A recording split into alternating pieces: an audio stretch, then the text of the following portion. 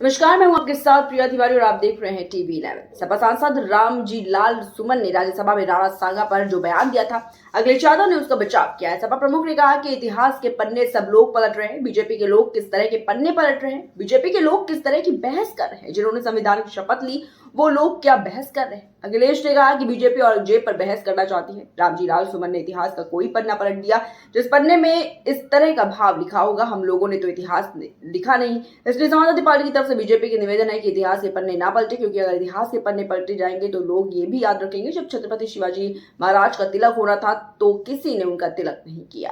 रामजी सुमन जी ने क्या कहा, क्योंकि इतिहास के पन्ने सब पलट रहे हैं। बीजेपी के सोचिए क्या इतिहास का पन्ना पलट रहे हैं। बीजेपी के लोग किस बात पे बहस कर रहे हैं। उनके बड़े बड़े नेता जिन्होंने संविधान की शपथ ली वो किस बात की बहस छेड़ना चाहते हैं, औरंगजेब की बहस छेड़ना चाहते हैं।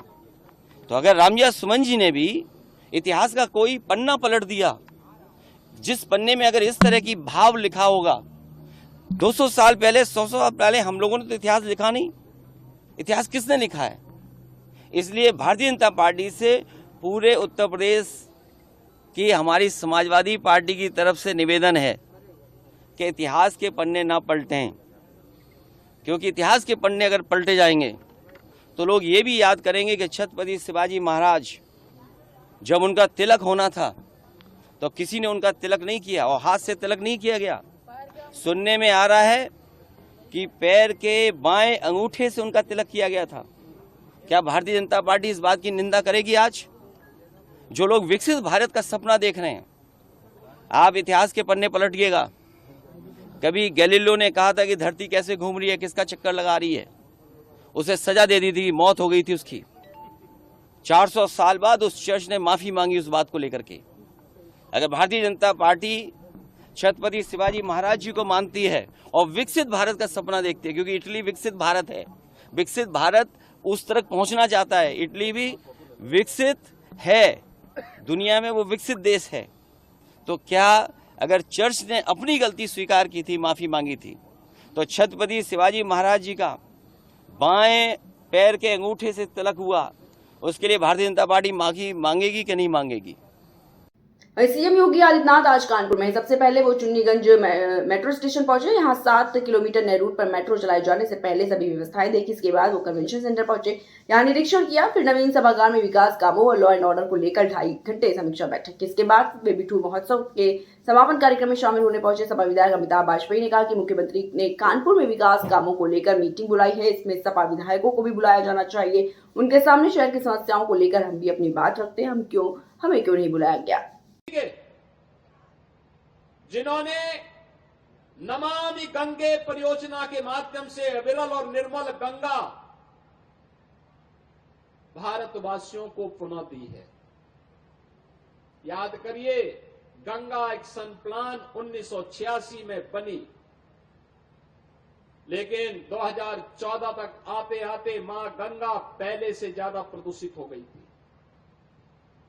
प्रदूषण का आलम यह था कि गंगा नदी में जलीय जीव नष्ट हो गए थे। उस समय तमाम प्रश्न खड़े होते थे और आज मैं कह सकता हूं, महाकुंभ की सफलता नमामि गंगे की सफलता को प्रदर्शित करता है। प्रधानमंत्री जी ने 2014 में जो सपना देखा था गंगा मैया के लिए, आज महाकुंभ की सफलता उसके साथ जुड़ करके और नई ऊंचाइयों तक उसे पहुंचाई है। गंगा नदी में अब फिर से जलीय जीव दिखाई देने लग गए हैं। डॉल्फिन फिर से दिखाई दे रही है। अब अविरल और निर्मल गंगा के दर्शन हमें हो रहे हैं। यह अपनी विरासत के प्रति हमारे अंतःकरण को प्रस्तुत करता है। अगर विरासत और विकास की जिसने भारत की परिकल्पना को मोदी जी ने हम सबको दिया है, आज उसका साकार स्वरूप हम सबको हर एक स्तर पर देखने को मिल रहा है। ये वही स्वरूप है जो नए भारत के रूप में हम सबको आगे बढ़ने के लिए प्रेरित कर रहा है। और बिठूर महोत्सव उसी श्रृंखला का एक महत्वपूर्ण कड़ी बनने जा रही है। यहां पर पौराणिक काल से लेकर के और अर्वाचीन काल तक नए भारत के निर्माण की कड़ी को आगे बढ़ाते हुए आज यही कानपुर मां गंगा के सानिध्य में आगे बढ़ रहा है।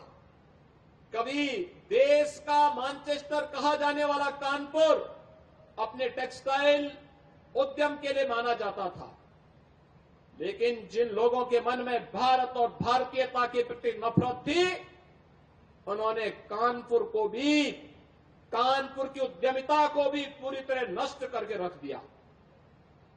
कानपुर के उद्योग बंद कर दिए गए, कानपुर में बेरोजगारी छाने लग गई, अव्यवस्था पैदा हो गई। ये कानपुर ऐसे लगने लग गया जो कभी देश के 4 महानगरों में जिसकी गिनती होती थी, वह कानपुर नगर वीरान जैसा हो गया। वीरानी छा गई, कनेक्टिविटी से वंचित कर दिया गया, मां गंगा को प्रदूषित कर दिया गया, एयरपोर्ट बंद हो गया, उद्योग बंद हो गए, हर जगह लाचारी लाचारी। आप याद करिए, जब कानपुर के साथ ये हो सकता है तो देश के साथ इन लोगों ने क्या नहीं किया होगा, देश के संसाधनों में किस कदर लूट नहीं मचाई होगी। और इसीलिए मैं कहता हूं, बार बार कहता हूं, अंग्रेज चले गए लेकिन अपने मानस उत्तराधिकारियों को, देश को लूटने के लिए उसी प्रकार से छोड़ गए जो दृश्य हम लोगों ने कानपुर के अंदर देखा था। आपने पिछले 10 वर्ष में बदलते हुए कानपुर को देखा है। लखीमपुर खीरी में भ्रष्टाचार के खिलाफ बड़ी कार्रवाई हुई। एंटी करप्शन टीम ने कुंभी ब्लॉक के अतिरिक्त कार्यक्रम अधिकारी मधुर गुप्ता को रिश्वत लेते रंगे हाथों पकड़ा है। वो चिल्लाते रहे, मैंने कुछ नहीं किया, लेकिन अफसरों ने उनकी एक न सुनी। एंटी करप्शन टीम को सूचना मिली थी कि एपीओ मधुर गुप्ता ग्राम प्रधान से 50,000 रुपए की रिश्वत की मांग कर रहे थे। टीम ने तत्काल कार्रवाई करते हुए जाल बिछाया। जैसे ही मधुर गुप्ता ने ग्राम प्रधान से रिश्वत की राशि ली, टीम ने उन्हें धर दबोचा। लखीमपुर खीरी में भ्रष्टाचार के खिलाफ बड़ी कार्रवाई हुई। एंटी करप्शन टीम ने कुंभी ब्लॉक के अतिरिक्त कार्यक्रम अधिकारी मधुर गुप्ता को रिश्वत लेते रंगे हाथों पकड़ा है। वो चिल्लाते रहे, मैंने वहीं खबर उत्तर प्रदेश के सीतापुर से, जहां पर लखनऊ जर्नलिस्ट एसोसिएशन एवं सेवा भारती द्वारा होली मिलन समारोह आयोजित हुआ। संपूर्ण जनपद के बड़ी संख्या में पत्रकार शामिल हुए। इस कार्यक्रम के मुख्य अतिथि एमएलसी पवन सिंह चौहान को आयोजक मोहित जायसवाल ने सर उड़ाकर सम्मानित किया। होली मिलन समारोह में पहुंचे पत्रकारों को एमएलसी पवन सिंह चौहान ने सम्मानित किया। होली मिलन समारोह में भी गूंजा पत्रकार हत्या का मुद्दा। एमएलसी पवन सिंह चौहान से पत्रकार वार्ता में मीडिया ने पत्रकार सुरक्षा कानून का मुद्दा उठाया। वहीं खबर उत्तर प्रदेश के सीतापुर से है, जहां पर मानसिक विक्षिप्त युवक शारदा सहायक नदी में कूद गया। सूचना मिलते ही मौके पर पहुंची पुलिस ने छानबीन शुरू कर दी। जनपद सीतापुर कोतवाली बिस्वा इलाके के पुरैनी स्थित शारदा सहायक नहर का मामला है। वहीं खबर उत्तर प्रदेश के सीतापुर से है, जहां पर मानसिक विक्षिप्त युवक शारदा सहायक नदी में कूद गया। सूचना मिलते ही मौके पर पहुंची पुलिस ने छानबीन शुरू कर दी। जनपद सीतापुर कोतवाली बिस्वा इलाके के पुरैनी स्थित शारदा सहायक नहर का मामला है।